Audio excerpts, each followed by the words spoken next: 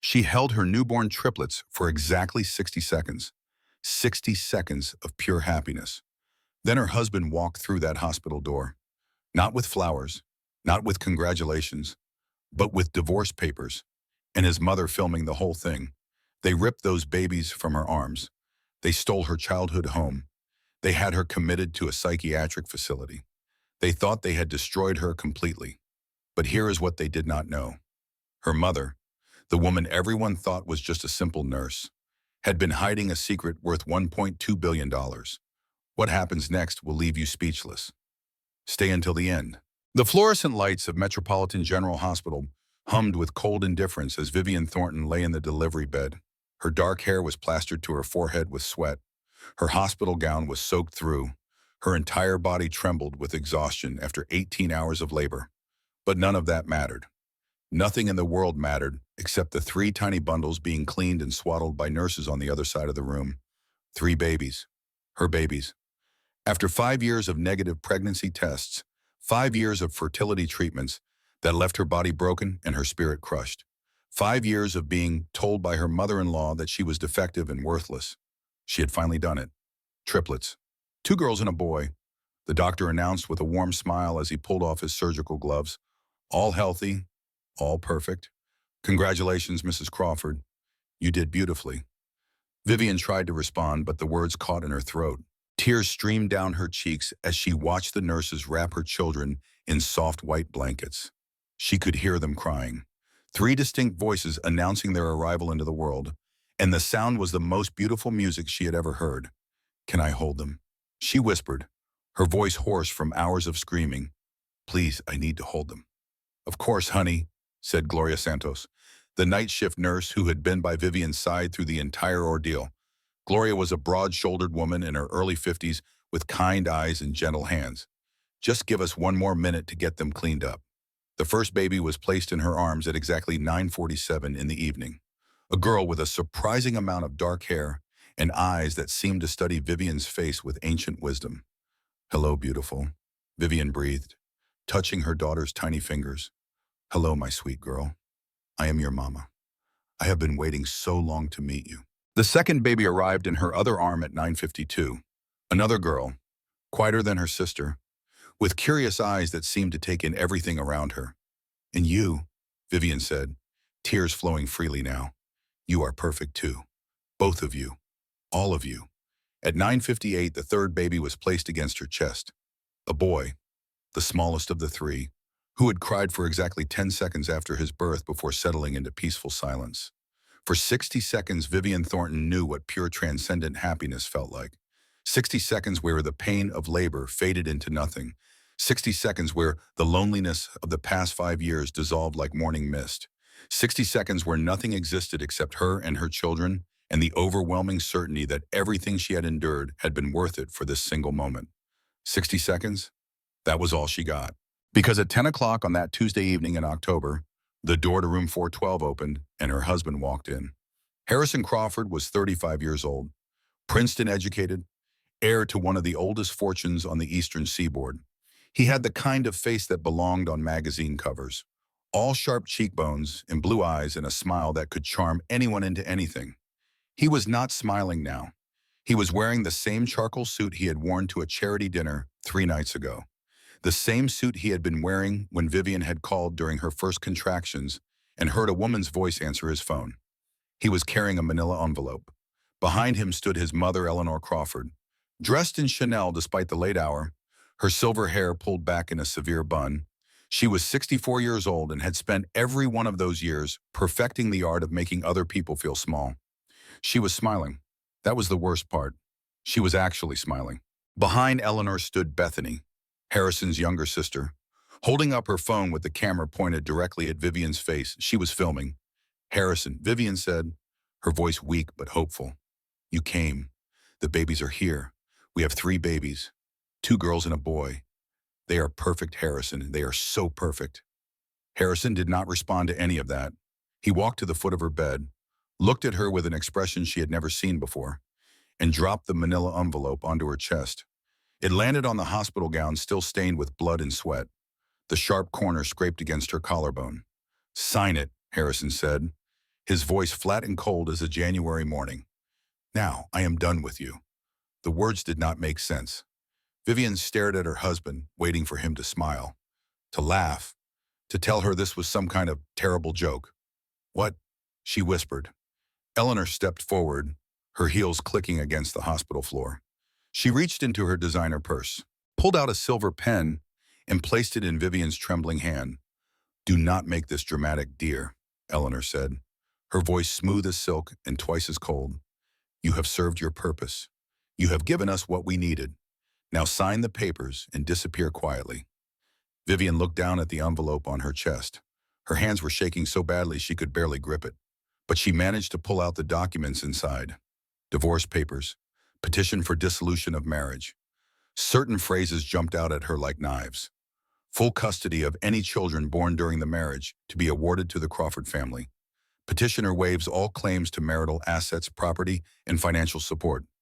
"No, Vivian said, her voice stronger now. "I will not sign this. I want to speak to a lawyer first." Eleanor's smile did not waver. "Do you remember the prenuptial agreement you signed before the wedding, dear? There was a clause in Section 14, full custody to the Crawford family in the event of divorce.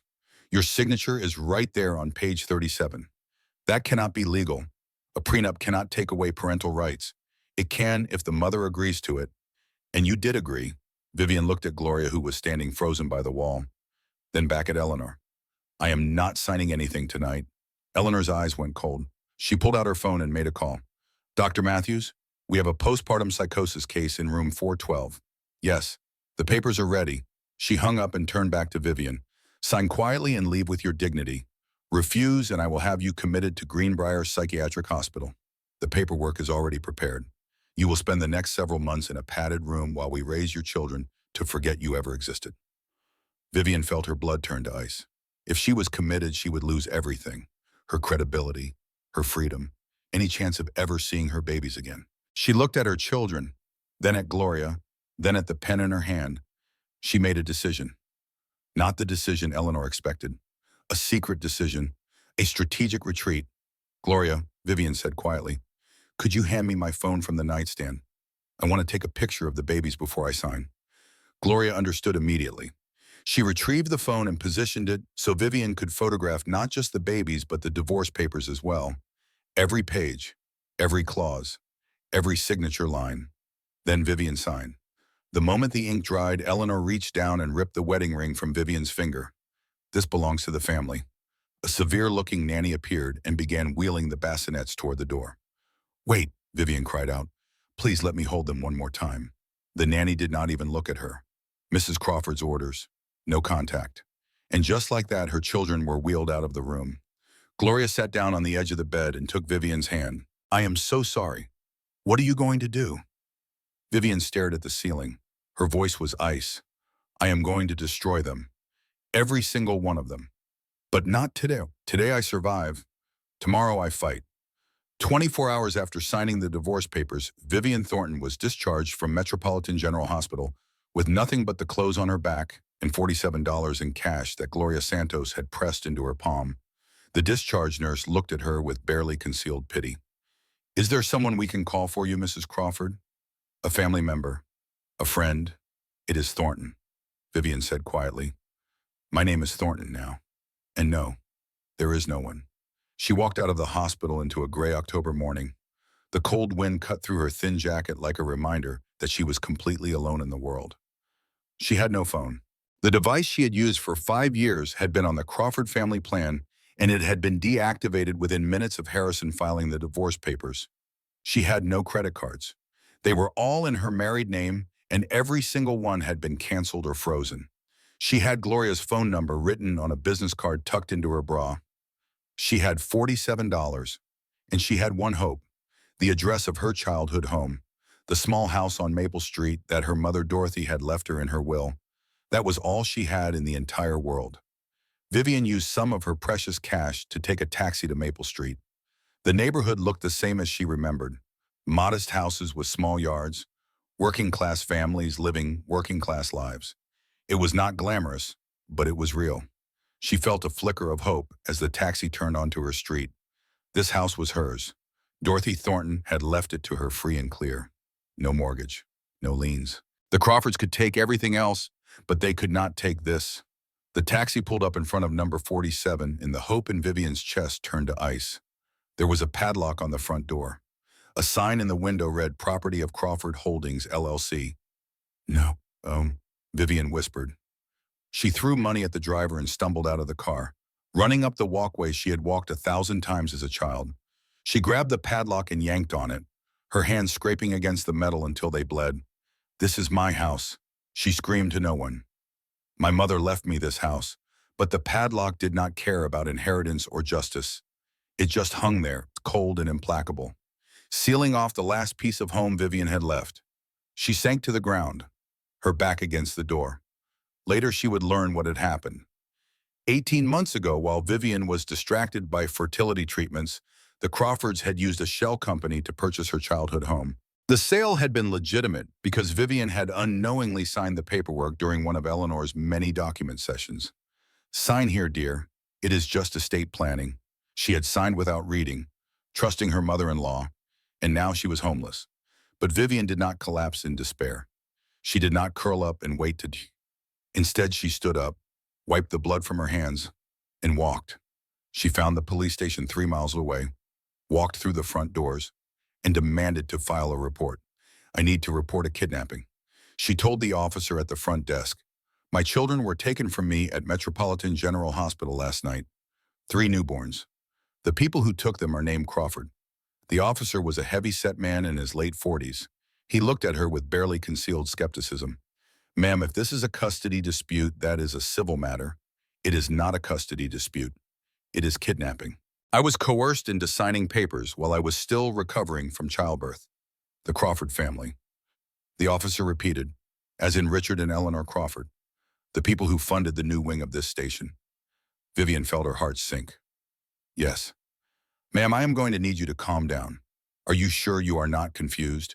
Having some postpartum issues?" "I am not having postpartum issues. I am telling you that a crime was committed, and I want a report number. I want documentation that I came here, that I tried to get help." The officer's expression shifted slightly. "Fine, I will file a report, but I strongly suggest you get a lawyer." Vivian knew the report would probably disappear, but she had made her stand. She had documentation, a timestamp, proof that she had not simply walked away from her children. Night fell on the city, and Vivian found herself at the downtown bus station. She had walked for hours trying to figure out what to do next. The bus station was warm, at least. There were plastic benches where she could sit. There were vending machines with food she could afford. There were routes posted on the wall leading to other cities, other states, other lives. Philadelphia, Boston, Chicago, Denver. She could buy a ticket, pick a direction, start over somewhere the Crawfords had never heard of. But her children were here. Emma, Sophie, James. Those were the names she had chosen in secret during the long months of pregnancy. She had whispered those names to her belly late at night, promising them that she would love them no matter what. Could she really abandon them now? She was still wrestling with that impossible question when Gloria's phone rang. Vivian stared at it. She had forgotten she still had it. The caller ID said Marcus Webb, Esquire. She answered. "Vivian Thornton." The voice on the other end was male, professional, slightly urgent. "My name is Marcus Webb. I was your mother's attorney. I have been trying to reach you for 2 days. My mother has been dead for 2 years, Vivian said. She did not leave much of an estate. There was a pause on the other end of the line. "That is what you were led to believe," Marcus said slowly. "But there are things about your mother that you do not know, things she wanted you to learn when the time was right." "What are you talking about?" "I cannot explain over the phone. I need you to come to my office tomorrow morning. 9 a.m. Can you do that? I have nowhere to sleep tonight. I have $47. I do not even have identification. There is a hotel on 5th Street, Marcus said without hesitation. "The Riverside Inn. Go there and ask for room 12. The bill is already paid. There will be clothes waiting for you and a meal. Get some rest, Vivian. Tomorrow is going to change your life." The line went dead. Vivian stared at the phone in her hand. Her mother had been a nurse, a hard-working middle-class nurse who had struggled to pay the mortgage. Dorothy Thornton had driven a 10-year-old Honda and bought clothes from thrift stores. What could she possibly have left? Vivian walked to the Riverside Inn. The desk clerk looked up when she entered, took in her disheveled appearance, and nodded like he had been expecting her. "Room 12, he said. "Everything has been arranged. The gentleman who called said to tell you that your mother loved you very much." Marcus Webb's office occupied the entire 14th floor of a glass tower in the financial district. Vivian arrived at exactly 9 in the morning, wearing the clothes that had been left for her at the hotel. A simple blouse, dark slacks, sensible shoes. She felt like an imposter in a world she did not understand. The lobby was all marble and chrome. Important-looking people in expensive suits rushed past her without a second glance. The elevator rose smoothly and deposited her in a reception area that smelled like leather and old money. "Miss Thornton." A young woman with a warm smile rose from behind a mahogany desk. "Mr. Webb is expecting you." "Right this way." Marcus Webb himself was a man in his late 50s with gray hair and wire-rimmed glasses. He had the kind of face that had seen too much of the world's cruelty to be surprised by anything. He stood when Vivian entered and gestured to a leather chair across from his desk. "Please sit. Can I get you anything? Coffee? Water? Answers?" Vivian said, taking the seat. "I would like answers." Marcus nodded slowly. "You will have them. But I need you to prepare yourself, Vivian. What I am about to tell you is going to change everything you thought you knew about your mother and about yourself."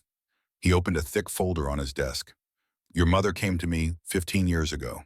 He said she had just completed the sale of her company for $800 million. Vivian blinked. "I am sorry, what? Her company?" "Hayes Medical Supply. She founded it 23 years before that, built it from nothing, and sold it to a multinational corporation for $800 million.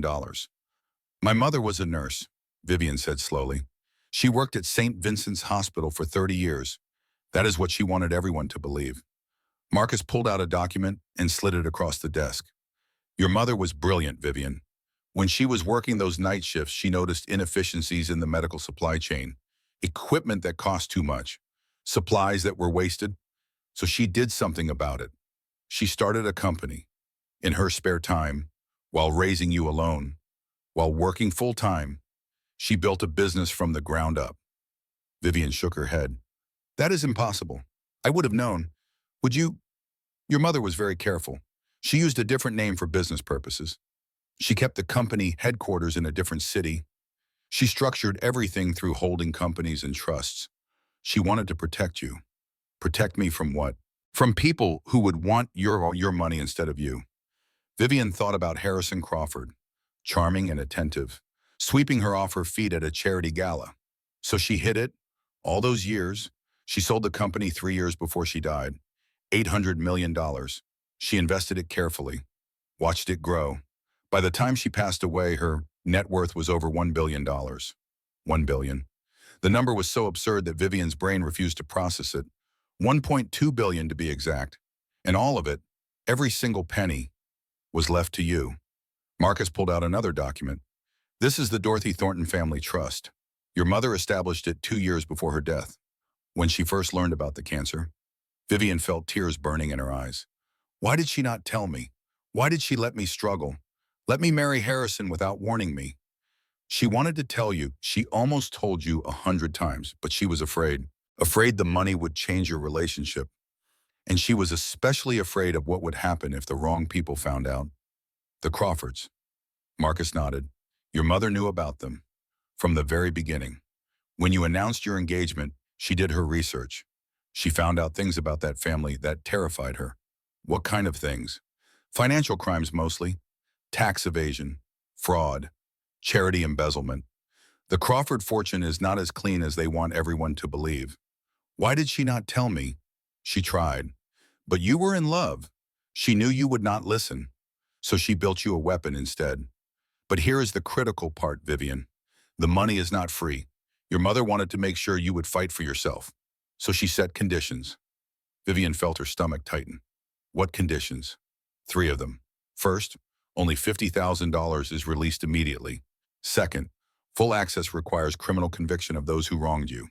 Third, if you fail to secure a conviction within 12 months, the money goes to charity." Vivian stared at him. "So my mother wanted me to fight. Not just win, Exactly. She knew you would need motivation beyond money. She wanted you to earn this. Marcus handed her a second folder. There is more you should know. He said, your mother did not just leave you money. She left you information. Vivian opened the folder.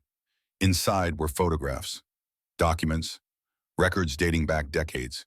She investigated the Crawfords before you married Harrison. Marcus explained. She hired private investigators, forensic accountants. She compiled evidence of every crime they committed. Why did she not use it? Because she was dying. And because she hoped she was wrong about them. She hoped Harrison would prove to be different from his family. But he was not. No, Marcus said quietly. He was not. Vivian looked through the documents. Financial records showing money moving through shell companies. Photographs of Eleanor meeting with corrupt officials. Testimony from former employees who had been paid to stay silent. This is extensive. She said, your mother spent 3 years gathering it. But it was not enough for a conviction on its own. The Crawfords are careful. They cover their tracks. To bring them down, you will need current evidence. Witnesses willing to testify. Documentation of ongoing crimes. So this is just the foundation. Marcus nodded. Your mother gave you the blueprint. Now you have to build the case. He handed her a handwritten letter. She left this for you. Vivian's hands trembled as she unfolded the paper. Her mother's familiar handwriting blurred through her tears. My darling girl, I knew you would not listen when I tried to warn you about the Crawfords. You were in love. I remember what that feels like. So I built you a weapon instead. But weapons are useless unless you are willing to fight. I believe in you, Vivian. I always have. Show them what you are made of. Love always. Mom. Vivian looked up at Marcus. Her jaw set, her eyes dry now. 6 months. She said, I will have them convicted in 6 months. That is extremely aggressive. My children are growing up without me. Every day matters. Marcus studied her for a long moment. Then he smiled. Your mother was right about you. You are a fighter. Vivian stood up. Tell me everything she gathered on the Crawfords. Tell me where to find more. And tell me exactly how to bring them down. The first thing Vivian did was get her nursing license reinstated. It had lapsed during her years as a Crawford wife, but the credentials were still valid. She studied for 2 weeks, took the required exams, and passed with flying colors. The second thing she did was get a job. Not just any job, a night shift position at Metropolitan General Hospital, the same hospital where the Crawford Foundation board members received their medical care. The same hospital where Eleanor sat on the board of directors. It was a risk. If anyone recognized her, everything would fall apart. So she changed her appearance, cut her hair short and dyed it darker, started wearing glasses she did not need, kept her head down and her mouth shut. She became invisible in the way that night shift workers often were. The evidence started coming almost immediately. Vivian had suspected that the Crawford Foundation was involved in Medicare fraud. She had seen suspicious invoices once years ago when she accidentally wandered into Eleanor's home office. Eleanor had been furious, screaming at her to get out. Now she understood why. The billing records were a mess of fictitious services and inflated charges, procedures that never happened, medications that were never administered, physical therapy sessions for patients who could not walk. Vivian photographed everything. Late at night when the hospital was quiet, she would access the billing system and document each fraudulent charge. She sent the images to Marcus through encrypted channels. But she needed more than documents. She needed people. Gloria Santos was her first recruit. They met at a coffee shop 3 weeks into Vivian's new job. Gloria had been surprised to hear from her. Even more surprised to learn that Vivian had not fled the city. You want me to testify against the Crawfords? Gloria asked, her eyes wide. Honey, they will destroy me. I have a mortgage.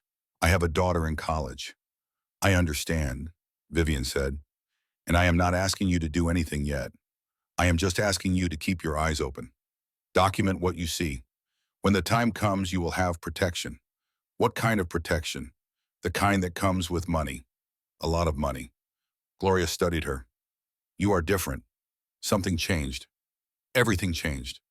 I remembered who I am. Gloria nodded slowly. Okay, I will help. But you have to promise me something. Promise me you will make them pay for what they did to you in that hospital room. For all the other women they have probably done it to. I promise. Over the next several weeks, Gloria quietly recruited other nurses who had witnessed suspicious activity. Women who had seen billing codes changed after the fact. Women who had been pressured to falsify records. Women who had been fired for asking too many questions. By the end of month one, Vivian had 8 potential witnesses.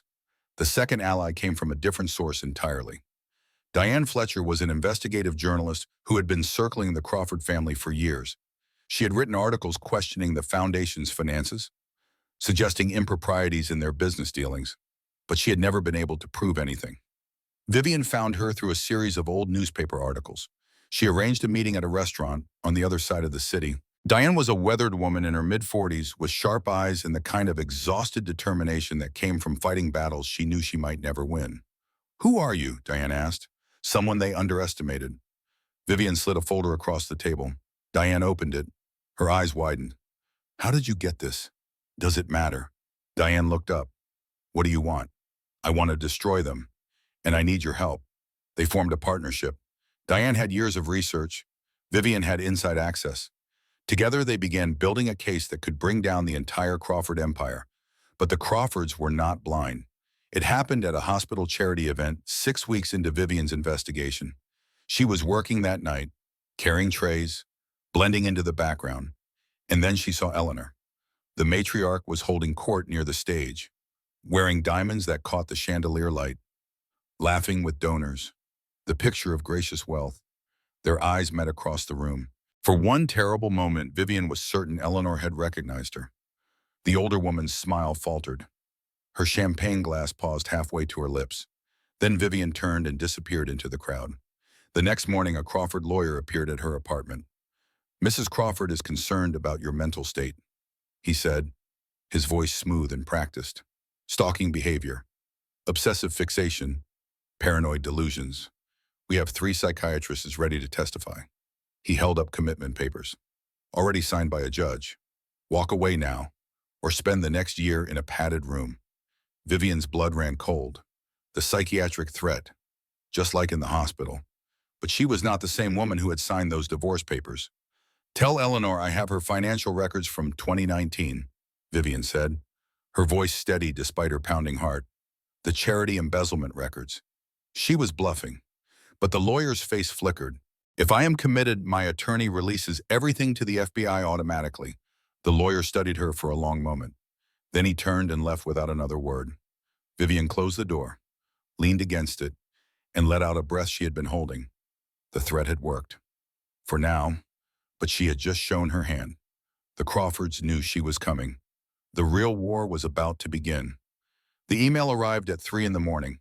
Vivian was in her apartment reviewing financial documents when her computer chimed with a new message. The sender was anonymous. The subject line was blank. The message contained only an address and a time. She should have ignored it. She should have assumed it was a trap, some Crawford scheme to smoke her out of hiding. But something told her to go. The meeting place was a small coffee shop in a neighborhood Vivian did not recognize. She arrived 15 minutes early and sat in a corner booth with her back to the wall, watching the door. At exactly 3 in the afternoon, Natalie Brennan walked in. She looked different from the photographs Vivian had found during her research. Thinner, darker circles under her eyes. Her pregnant belly was visible now, probably 7 or 8 months along. She looked like a woman who had not slept well in a very long time. Natalie slid into the booth across from Vivian and sat there in silence for a long moment, her hands wrapped around a cup of tea she had not ordered. "You must hate me," she said finally. Vivian considered the question carefully before answering.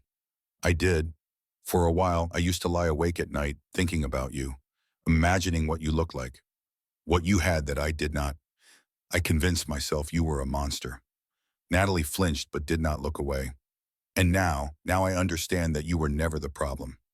Harrison was the problem. His family was the problem. You were just another victim." "I was not a victim," Natalie said bitterly. "I was a willing participant. I knew he was married. I told myself it did not matter because he promised we would be together." "What changed?" Natalie's hand moved to her belly. "Protective. Unconscious. He told me to get rid of it. When I told him I was pregnant, he said I should handle it the same way he handled you. He meant I should make it disappear." Vivian went very still. When I refused, he said his mother would find a solution for me. Find a solution. The same words Eleanor had used about Vivian in the hospital. So I started recording our conversations. Natalie continued, because I finally understood that I was never going to be his wife. I was never going to be anything but a problem to be solved. She pulled out her phone and slid it across the table. 6 weeks of recordings. Harrison discussing how to move assets offshore. Eleanor explaining how to falsify charity records. Richard bragging about owning judges. Everything you need to destroy them. Vivian picked up the phone and scrolled through the files. There were dozens of recordings, hours of conversations.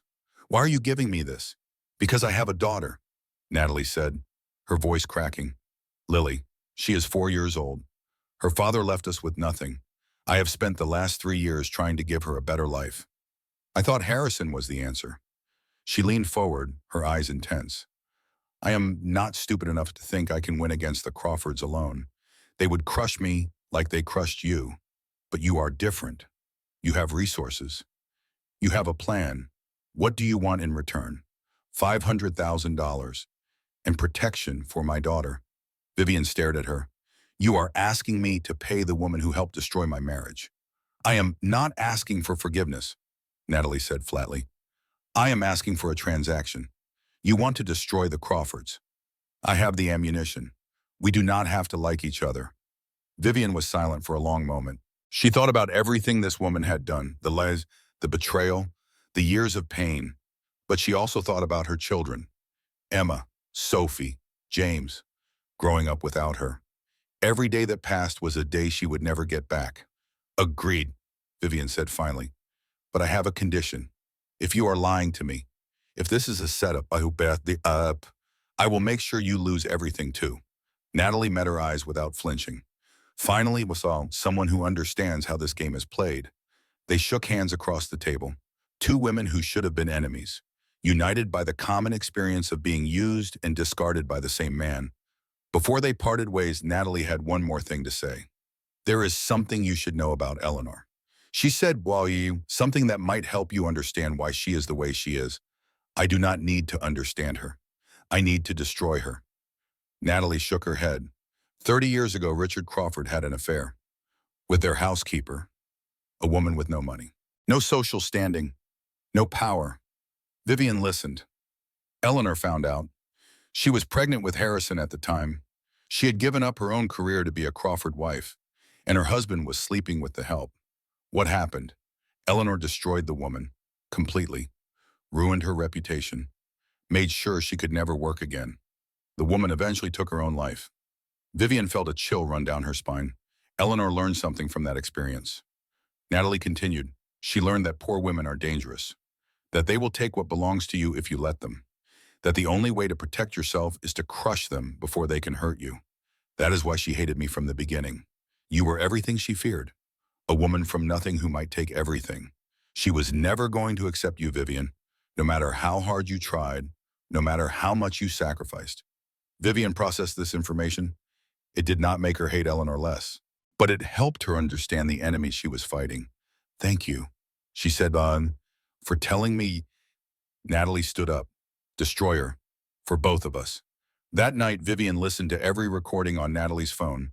She heard Harrison discussing offshore accounts and shell companies. She heard Eleanor explaining which documents to alter and which to destroy. She heard Richard laughing about the police and the judges.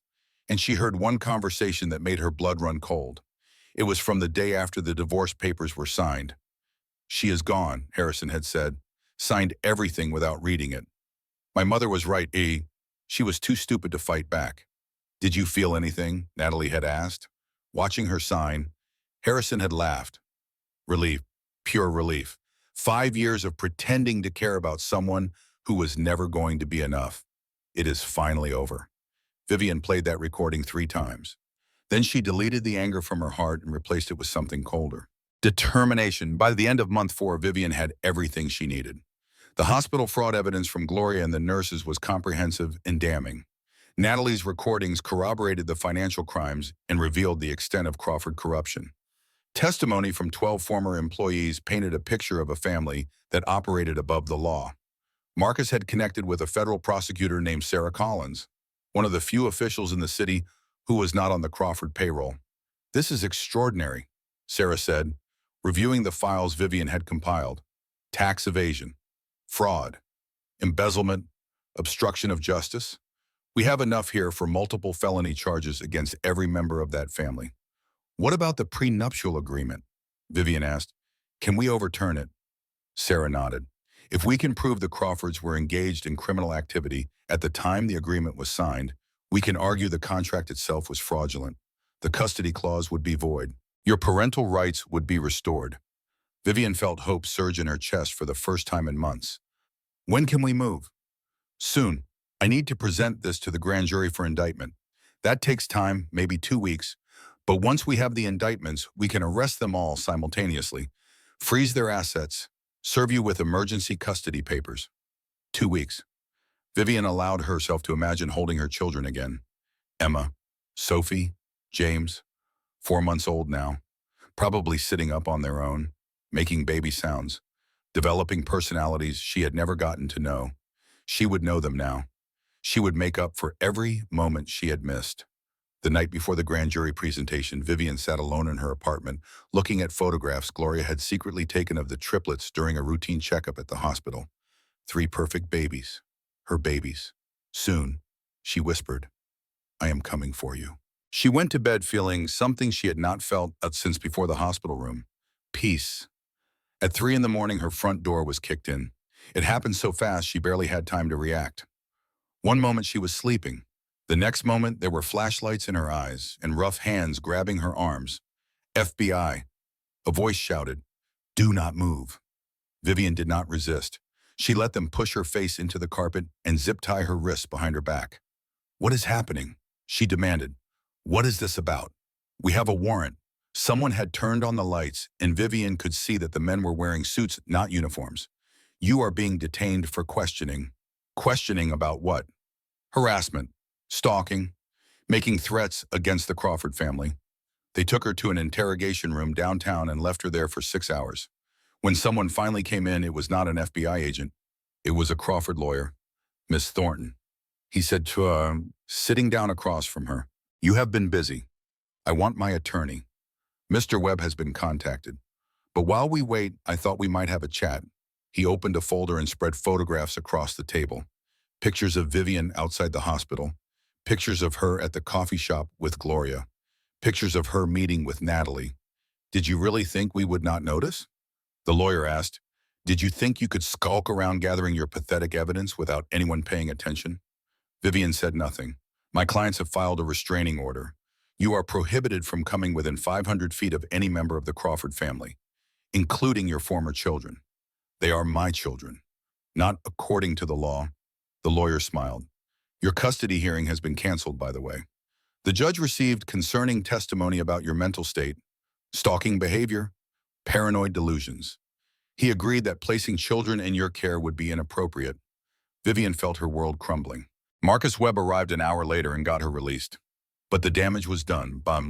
The federal prosecutor had been reassigned. The grand jury presentation had been canceled. Diane's editor had killed the story after threatening phone calls. Every witness had either recanted or disappeared. How did they find out? Vivian asked, her voice shaking. Someone talked. Marcus said grimly, someone in our network gave them everything. Who, I do not know. But now they know you are coming. And my children. The restraining order is temporary. We can fight it, but it will take time. How much time? Marcus was silent for a long moment. I do not know. They drove in silence through the dark city. Vivian stared out the window at the streets where her children were sleeping, growing, learning to recognize faces that were not hers. Then we start over. She said finally, tonight, Oz, we rebuild everything they destroyed, and we make it stronger this time. Marcus looked at her. You are not giving up. Vivian's eyes were ice. My mother did not build a billion-dollar empire by giving up, and neither will I. The 72 hours in the psychiatric hold were the worst of Vivian's life. They gave her medications that made her thoughts fuzzy and her words slow. They asked her questions designed to make her sound paranoid. They wrote notes in files she was not allowed to see. And the whole time the Crawfords were releasing statements to the press. We are deeply concerned about our former daughter-in-law's mental health. Eleanor said in a televised interview, "We only want what is best for the children." By the time Vivian was released, the media had painted her as an unstable ex-wife, obsessed with a wealthy family she could never measure up to. Marcus was waiting outside the facility. His face was grim. "It is bad," he said as they walked to his car. "Your credibility is destroyed. Every witness we had has been intimidated into silence. The prosecutor wants nothing to do with us." Vivian climbed into the passenger seat. The medication fog was still lifting. Her thoughts were slow and heavy. "So it is over. The first plan is over. We need a new one." They drove to Vivian's apartment in silence. When they arrived, Marcus helped her inside and made her tea while she sat on the couch staring at nothing. "Get some rest," he said, "Wayne. We will figure out our next move tomorrow." After he left, Vivian sat alone in the dark. She thought about her children, 4 months old now, being fed by strangers, learning to walk and talk without her. She thought about her mother, Dorothy Thornton, who had built an empire in secret, who had tried to warn her daughter about the Crawfords, who had believed in Vivian even when Vivian did not believe in herself. "You have things inside you that no amount of money can buy." Dorothy's voice echoed in her memory. "One day you are going to show them all." Had she shown them?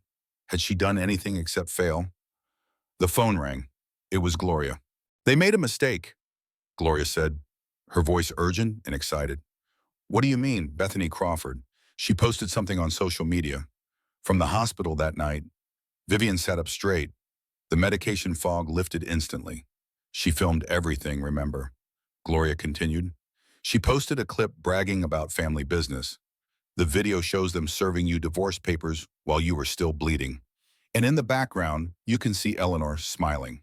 Vivian's heart began to pound. The video went viral overnight. 12 million views in 24 hours. The hashtag Justice for Vivian started trending across every platform. Suddenly, the narrative shifted. People saw the cruelty for themselves. They saw a woman who had just given birth being served divorce papers. They saw babies being wheeled away from their mother. They saw Eleanor Crawford smiling like she had won a prize. The comments poured in, thousands of them, then hundreds of thousands. "This is disgusting. How could anyone do this? That poor woman. Those poor babies. The Crawfords need to pay for this." More people came forward with their own stories. Former employees who had been fired for speaking up. Charity recipients who had never received promised donations. Patients who had been billed for services they never received. The Crawford empire began to crack.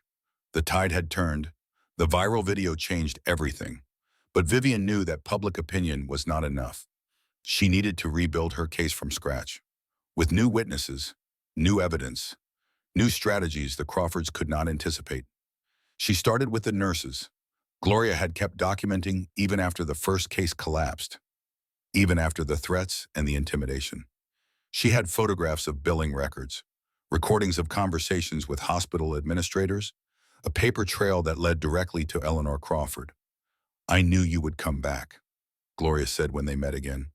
"I knew you were not finished." Vivian also reached out to former Crawford employees, people who had been fired for asking too many questions, people who had been paid to stay silent, but whose consciences had never stopped bothering them. One by one they came forward, a former accountant who had falsified tax returns, a charity director who had watched donations disappear into private accounts, a security guard who had seen Eleanor shredding documents the night before an audit. Each story added another piece to the puzzle. Diane helped coordinate the media strategy. Instead of one big story, she published a series of smaller articles, each one revealing another layer of Crawford corruption, each one generating more public outrage. The Crawfords tried to fight back. They released statements denying everything. They threatened lawsuits. They hired crisis management firms. But the truth was coming out, and there was nothing they could do to stop it. The new prosecutor, Sarah Collins, watched the public pressure mounting. She saw the evidence Vivian had gathered. She made her decision. "This time we do it right," she told Vivian. "This time they do not escape." But Vivian knew better than to celebrate. The Crawfords were wounded now, desperate, and desperate people were dangerous. She was right to be worried. The morning of the gala, Vivian visited Natalie one more time. Natalie had been moved out of the ICU. She was conscious now, weak but recovering. "You came back," Natalie said, her voice barely above a whisper. "I wanted you to know.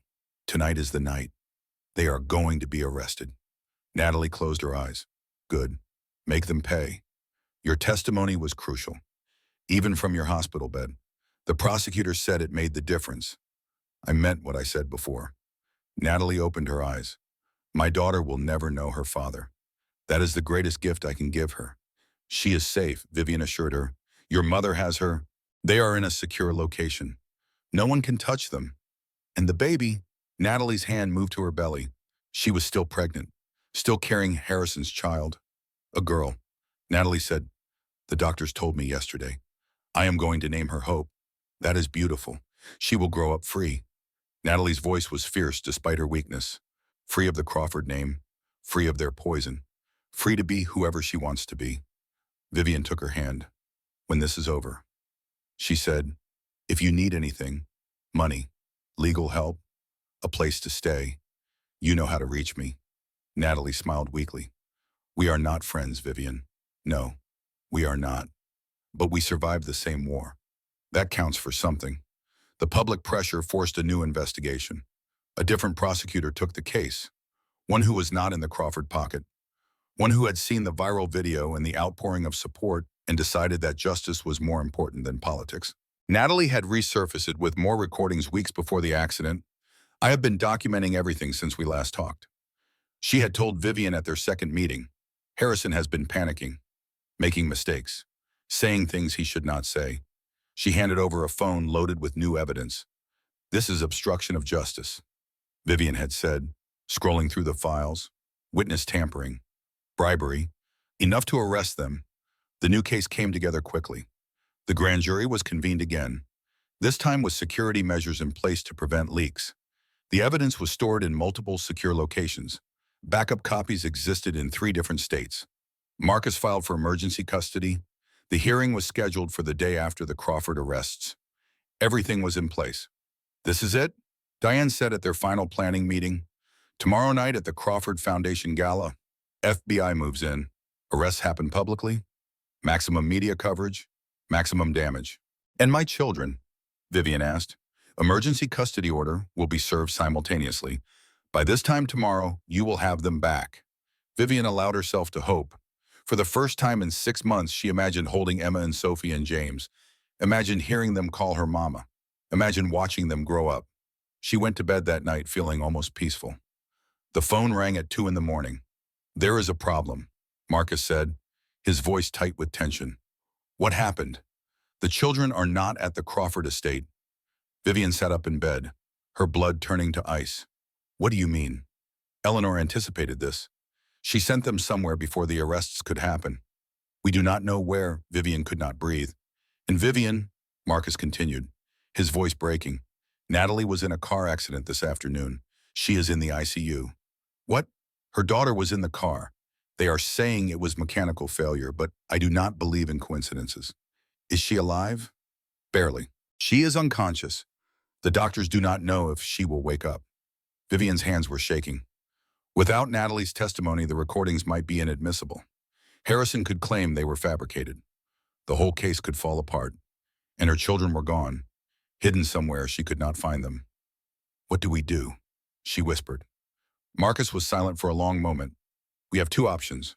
Proceed with the arrests tomorrow and hope we can find the children afterward, or delay everything and risk losing the case entirely. Vivian closed her eyes. She thought about her mother, about the weapon Dorothy had built for her, about the promise she had made to show them all. We proceed, she said, but I need to see Natalie first. She drove to the hospital in the dark, showed her ID at the front desk, walked through corridors that smelled like antiseptic in fear. Natalie was in the ICU. Tubes and wires connected her to machines that beeped and hummed. Her face was pale, her breathing shallow. Vivian sat down beside the bed and took her hand. I know you probably cannot hear me, she said quietly, but I need you to know that your daughter is safe. Lily is okay. She has minor injuries, but she is going to be fine. Natalie's eyes fluttered. Your mother has her. She is protected. I made sure of it. Natalie's lips moved. Vivian leaned closer to hear. Vermont, Natalie whispered. Lake House. Your children. She gave an address. Then her eyes closed and she was unconscious again. Vivian squeezed her hand. Thank you, she said, for everything. Then she stood up and walked out of the hospital. She had work to do. The Crawford Foundation Gala was the social event of the season. Crystal chandeliers cast golden light across the grand ballroom of the Crawford Hotel. A string quartet played in the corner. Champagne that cost more per bottle than most people made in a day flowed freely among 400 guests in designer gowns and custom tuxedos. Everyone who mattered was there. Donors, politicians, society figures, the press. The Crawfords were at the height of their power. They had no idea what was coming. Vivian arrived at 9 o'clock. She was wearing a midnight blue dress that had cost $15,000 of her mother's money. Her hair was styled differently than it had been during her years as a Crawford wife. Her makeup emphasized her cheekbones and the determined set of her jaw.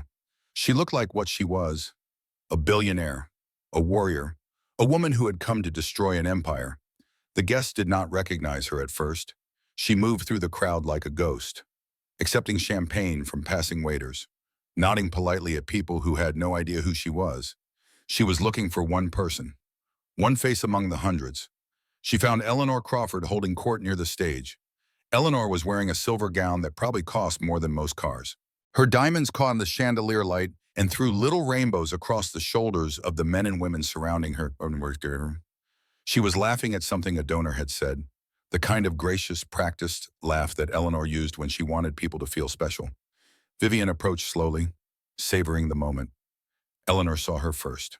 The champagne glass in Eleanor's hand stopped halfway to her lips. Her face went pale, then red, then a color that had no name but meant undiluted shock. Vivian smiled. "Good evening, Eleanor." The guests nearby fell silent, sensing that something was happening. Heads turned. Conversations died. Eleanor recovered quickly, her face smoothing into a mask of cold composure. "Security," she said quietly to someone behind her. "Remove this woman immediately." "I would not do that if I were you," Vivian said, her voice clear and carrying. "Not unless you want these nice people to see you dragging a guest out of your own event. That would make quite a scene." Eleanor's eyes narrowed. "What do you want?" "I want to give you something. Consider it a donation." Vivian reached into her clutch and pulled out a folder. She handed it to Eleanor with a smile that did not reach her eyes. "Open it." Eleanor opened the folder. Her face went through several colors as she scanned the contents. Bank records showing the trail of embezzled funds, transcripts of recordings that had never been destroyed, a letter from the FBI confirming that a grand jury had been convened. "How did you?" Eleanor started. "Your lawyers destroyed my first case." Vivian interrupted. "They made a mistake. They thought destroying the evidence would solve the problem. They forgot that crimes leave traces, multiple traces, redundant traces, traces that a determined person with unlimited resources or so can find again and again." Harrison appeared at his mother's side, looking older and thinner than he had 6 months ago. The stress had eaten away at his handsome facade. "Vivian," he said, "what is this about?" "Hello, Harrison." Vivian's voice was ice. "You look terrible. This is harassment. I will have you arrested." "For what? Attending a public event? Making a donation to charity?" Vivian shook her head slowly. "You spent so long thinking of me as weak and stupid that you never stopped to wonder if you might be wrong." She turned to address the crowd that had gathered around them. "Ladies and gentlemen," she said, her voice carrying across the ballroom, "I apologize for the interruption, but I thought you deserved to know exactly who you have been supporting all these years." She gestured to the folder still clutched in Eleanor's trembling hands. "That folder contains evidence of Medicare fraud, tax evasion, charity embezzlement, obstruction of justice, crimes committed by the Crawford family over decades, crimes that were covered up by bribed officials and intimidated witnesses, crimes that you through your generous donations have unknowingly funded. This is slander." Eleanor spat. "Every word of it." "Is it? Then you should have no problem with the federal investigation that is about to begin." Vivian checked her watch. "In fact, it begins right about now." The ballroom doors opened. FBI agents entered in formation. The arrests happened in sequence. Richard Crawford first. He tried to run and made it about 10 steps before agents tackled him to the ground. Eleanor Crawford next. She did not run. She stood perfectly still as they put handcuffs on her wrists, her face frozen in an expression of absolute disbelief. Bethany Crawford after that. She screamed and cried and protested that she did not know anything, that it was all her parents' fault. The agents did not care. And finally, Harrison. He stood there staring at Vivian as the agent approached him with handcuffs. His blue eyes, which had once charmed her into giving up everything, were empty now. Hollow. Defeated. You planned this, he said quietly. All of it. No, Vivian replied. You planned this 6 months ago when you handed me divorce papers in a hospital room. You just did not realize what you were starting. The agent cuffed him and began leading him away. Vivian, Harrison called over his shoulder. I am sorry. For all of it. I was weak. I know that does not matter now, but you are right, she said. It does not. She watched him disappear through the ballroom doors. She did not feel satisfaction exactly, just a quiet certainty that justice was finally being done. But the night was not over yet. Vermont was 4 hours away by car. Vivian made it in 3. She drove through the darkness with her hands tight on the wheel and her heart pounding in her chest. The address Natalie had given her led to a lake house on the edge of Lake Champlain, surrounded by trees that were just beginning to show their fall colors. It looked peaceful, idyllic. Nothing like the prison where her children had been held for 6 months. She arrived at 4 in the morning. Federal agents and a family court judge were waiting for her. Emergency custody papers had been signed at midnight. Eleanor's sister opened the door in her bathrobe. You cannot be here, she said immediately. Eleanor told me. Eleanor is in federal custody. Vivian interrupted. These are court orders. Where are my children? The woman's face crumpled. She stepped aside without another word. Vivian walked through the house on legs that felt like they belonged to someone else. Past expensive furniture and family photographs. Down a hallway lined with closed doors. The nursery was at the end. 3 cribs in a back bedroom. 3 babies, 6 months old now, sleeping peacefully in the pre-dawn darkness. Vivian approached slowly, her heart pounding so hard she could barely breathe. Emma was in the first crib, dark hair like Vivian's, long eyelashes resting against chubby cheeks. Sophie was in the second, lighter coloring, more like Harrison, a stuffed rabbit clutched in her tiny fist. James was in the third, the smallest of the 3, sleeping with his arms stretched above his head. Vivian reached down and picked up Emma first.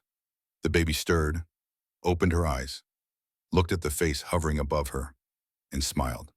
Hello, beautiful, Vivian whispered, tears streaming down her face. Hello, my sweet girl. Mama is here. Mama is finally here. She picked up Sophie next, then James. 3 babies cradled against her chest, 3 heartbeats against her own. For 6 months she had fought. For 6 months she had sacrificed everything. For this exact moment, her children in her arms, her enemies in handcuffs, her mother's weapon finally complete. I am never leaving you again, she promised them. Never. No matter what happens, no matter what anyone tries to do, I will always be here. I will always protect you. I will always love you. 2 years later, the trial verdicts had been delivered months ago. Richard Crawford, guilty on all counts. 22 years in federal prison. Eleanor Crawford, guilty on all counts. 28 years. She was 64 years old. She would die behind bars.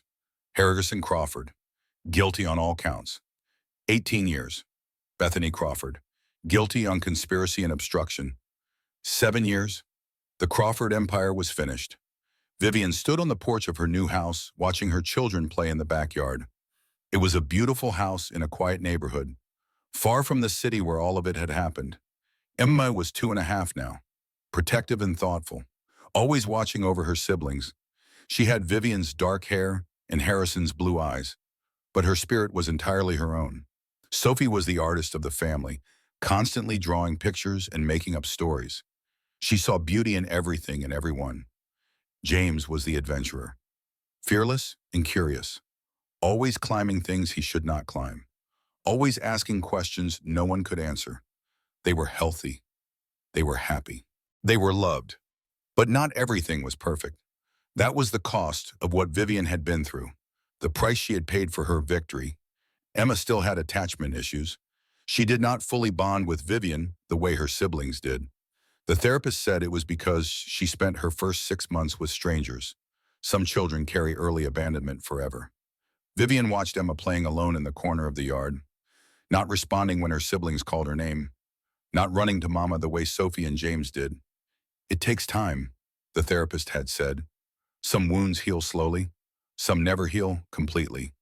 And there was Vivian's health, the stress of the past 2 years, the medications from the psychiatric hold, the sleepless nights and endless battles. They had taken a toll.